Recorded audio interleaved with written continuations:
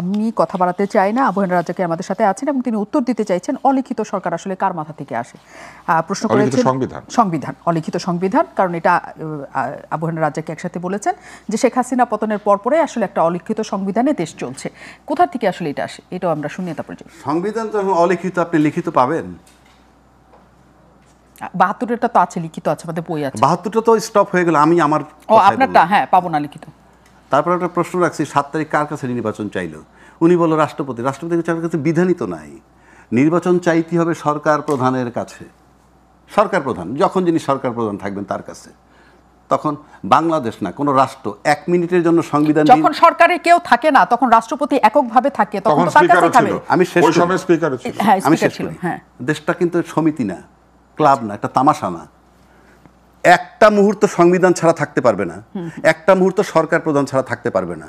ওই 4 দিন তার কে দায়িত্বে ছিল? ওই 4 দিনের ব্যাখ্যাটা কি? নির্বাচন চাইলো কার কাছে? স্পিকারের কাছে নির্বাচন চাওয়া যায়? স্পিকার কোথায়? নির্বাচন চাইতে হবে সরকার প্রধানের কাছে। সরকার প্রধানটা কে? আমি প্রশ্ন রাখলাম। আচ্ছা, প্রশ্নকে উত্তর দিবেন। প্রথম বিষয় হচ্ছে, আমাদের সংবিধানে পরিষ্কার বলা আছে প্রধানমন্ত্রী যদি না থাকে তাহলে প্রধানমন্ত্রীর অবর্তমানে সরকার কিভাবে পরিচালিত হবে। তখনও স্পিকারের পদ শূন্য হয় নাই এবং তখনও রাষ্ট্রপতি ওখানে আছেন, এবং সাংবিধানিক যদি আর কেউ না থাকেন তাহলে রাষ্ট্রপতি দেশ শাসন করবেন। রাষ্ট্রপতির হাতে জরুরি অবস্থা ঘোষণা করে। আমি যদি আইনের মানুষ না, শুনেন, আইন না, এটাই হচ্ছে আপদকালীন ব্যবস্থা। যদি না থাকে, ধরেন ভূমিকম্পে সবাই মরে গেছেন, রাষ্ট্রপতি সাহেব বেঁচে আছেন, তাইলে ঘটনাটা কি হবে? রাষ্ট্রপতির কাছে এটা যাবে। অতএব যখন একটা সাংবিধানিক পদ অস্তিত্ব আছে, অন্য কেউ নাই, তখন ধরে নিতে হবে ওই সাংবিধানিক পদের কাছে আমরা গিয়েছি। আর সরকার নির্বাচন দেয় না, সরকার নির্বাচন দেয় না। সংবিধান অনুযায়ী নির্বাচন ঠিক সময়ে শুরু হয়, হবেই, সরকার থাকলেও হবে, না থাকলেও হবে।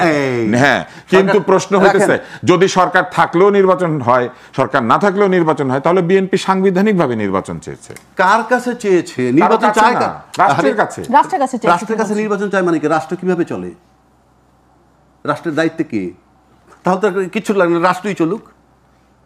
সরকার প্রধানের কাছে নির্বাচনে আজকে ইউনূস সরকারের কাছে নির্বাচন চাচ্ছে কেন? সে কি রাষ্ট্রের কাছে চাইছিলই তো 7 তারিখ, তাহলে আবার ডিসেম্বরের 25-এ গেল কেন? 7 তারিখ তো চাইছিলই যে 3 মাসের মধ্যে নির্বাচন, তাহলে আবার কেন 25শে ডিসেম্বরের মধ্যে চাইলো? এটা বললে হবে না। সরকার প্রধানের কাছে চাইতে হয় এবং সরকার প্রধান সিদ্ধান্ত নেওয়ার পর নির্বাচন কমিশনকে দায়িত্ব দিয়ে দেয় নির্বাচন করার জন্য। 1, 2, আমি আবারও বলছি, সংবিধান মোতাবেক 3 মাসের মধ্যে আপনি নির্বাচন করবেন সংসদ ভেঙে যাওয়ার পর। আপনি সংসদের সংবিধানের একটা ধারা মানবেন, আরেকটা মানবেন না, একটা অংশ মানবেন, আরেকটা মানবেন না, এটা হবে না। আপনি অলিখিত সংবিধান, ইউনূস সাহেব যে দায়িত্ব পালন করেছে সেটাই অলিখিত, এবং এটার জন্য জুলাই ঘোষণাপত্রের প্রশ্ন আসতেছে। সংবিধানই যদি থাকবে, আপনি সংবিধানে ঢুকতে পারছেন? কিভাবে ঢুকবেন? সংবিধানে তো বলাই আছে নির্বাচিত সরকারের কথা। নির্বাচিত সরকার ক্ষমতায় থেকে নির্বাচন করবেন, তাহলে নির্বাচিত সরকারটা কোথায়? এখন আসেন, এই প্রক্রিয়ার ভিতরে যদি আপনি নির্বাচনে যান, আমি সমাধান দিচ্ছি, এখানে মানে দুশ্চিন্তার কিছু নাই। এই প্রক্রিয়া যদি, যেহেতু আপনি ফেল করছেন, 3 মাসের মধ্যে নির্বাচন হয় নাই, এখন আপনি সংবিধানের মধ্যে নাই।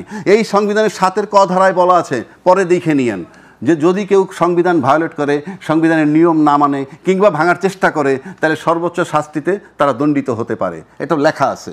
সুতরাং এই যে ভায়োলেশন অফ কনস্টিটিউশন যেটার কথা সবাই বলছে, আমি তো বলছি সংবিধান ভায়োলেট হয় নাই। কোনটা? অলিখিত সংবিধান মানলে। যে কারণে ইউনূস সাহেব নির্বাচন দিচ্ছেন ফেব্রুয়ারির মধ্যে এবং সবাই সেটা মেনে নিচ্ছে। এবং সেটা করার জন্য কি করতে হবে? আপনাকে জুলাই ঘোষণাপত্র যেটা হয়েছে সেখানে কিন্তু এই সরকারের মেয়াদ দেওয়া হয় নাই, ওইখানে মেয়াদটা দিতে হবে সংশোধন আকারে।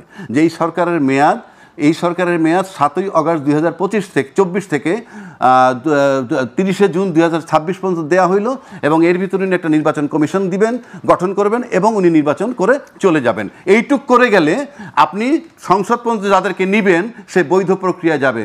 নয়তো এই সংসদ নির্বাচন অবৈধ হবে এবং তাদের যাওয়াটাই প্রশ্নবিদ্ধ হবে, এবং 5 বছর পরে হইল এটার জন্য দণ্ড ফেস করতে হবে, নিশ্চিত থাকতে